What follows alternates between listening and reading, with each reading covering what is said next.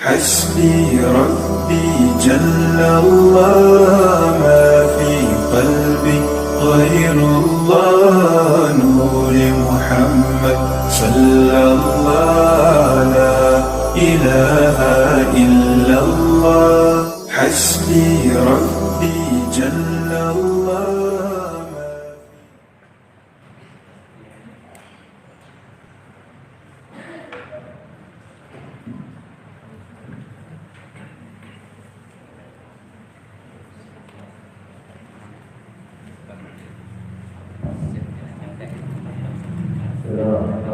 Assalamualaikum warahmatullahi wabarakatuh.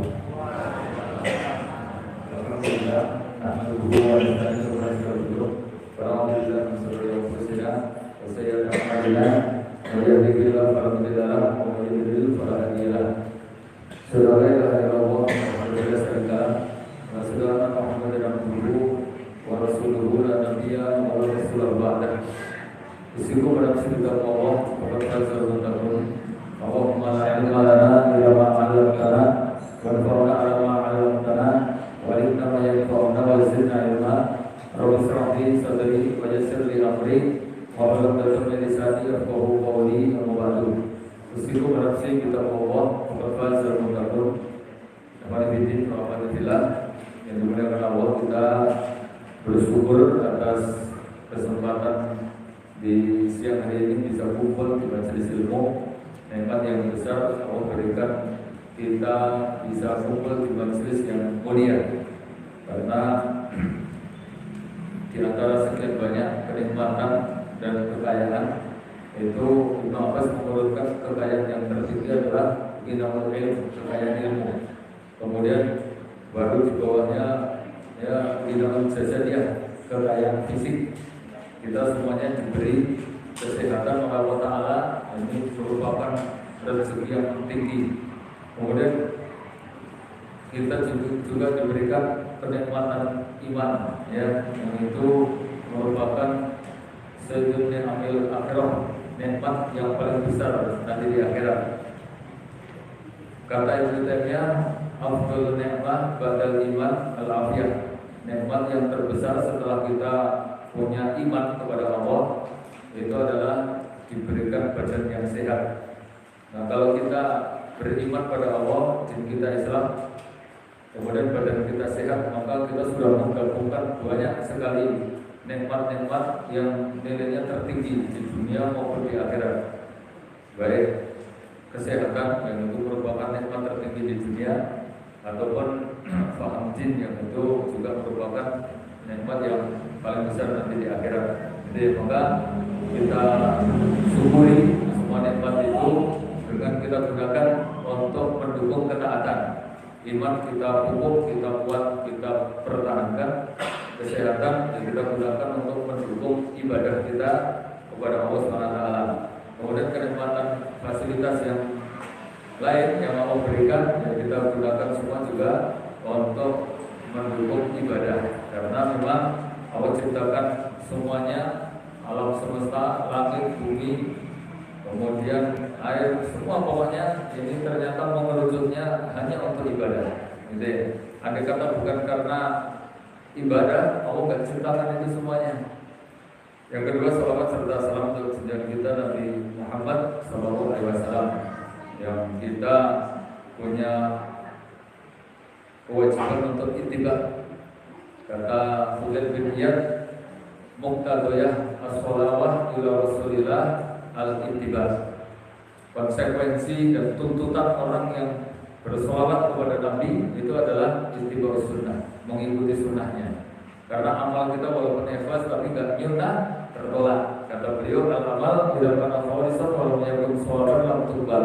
Amal walaupun ikhlas tapi nggak selaras dengan Nabi, maka tertolak. Kebalikannya, walaupun sudah benar tapi tidak ikhlas juga tertolak.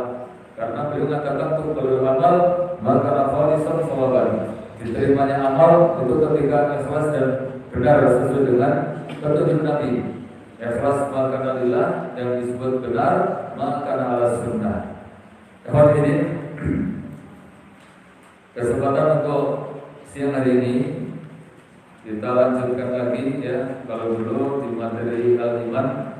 Kalau tidak salah sudah kita kaji terakhirnya tentang alamatul asbab iman, ya, hal-hal yang menyebabkan lemah iman.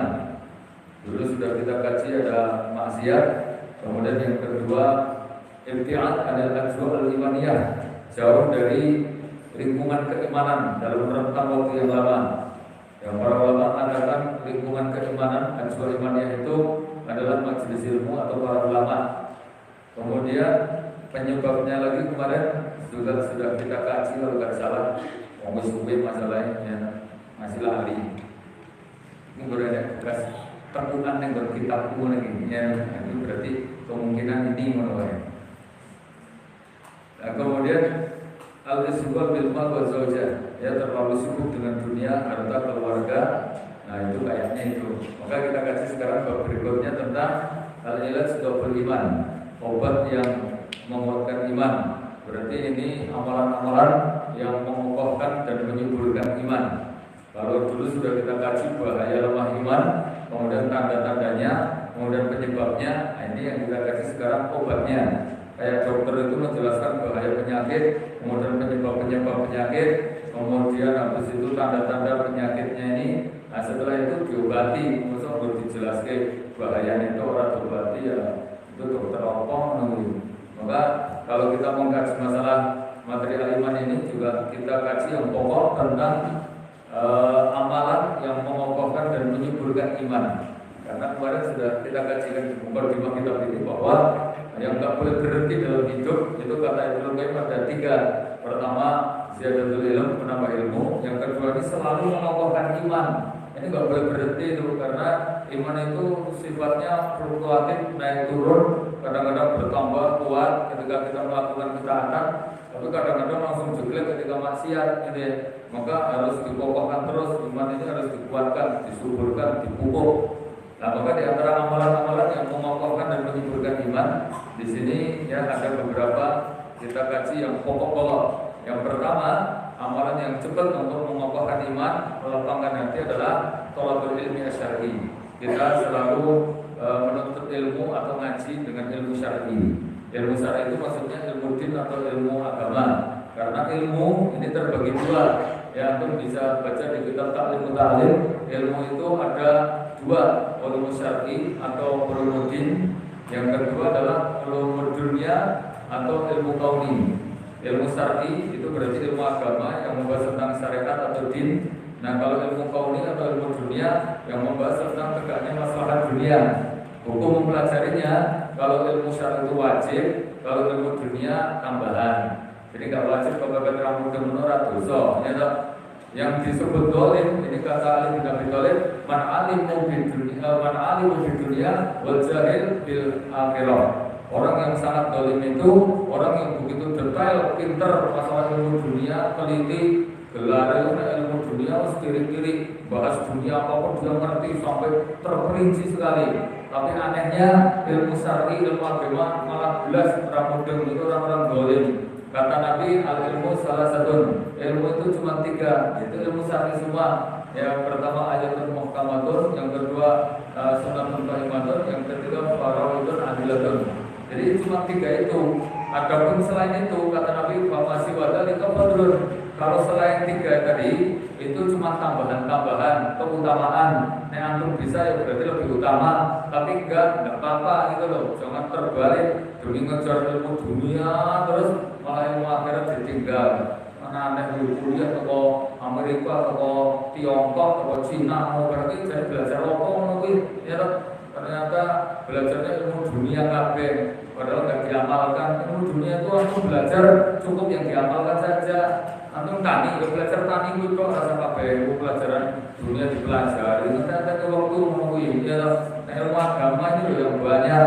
Umur antum untuk mempelajari ilmu agama secara cukup lah. Lalu malah belajar ilmu dunia yang menunggu kuliah atau bimbing masuk berpuluh-puluh tahun, berapi mau ngikuti berkuliah baik.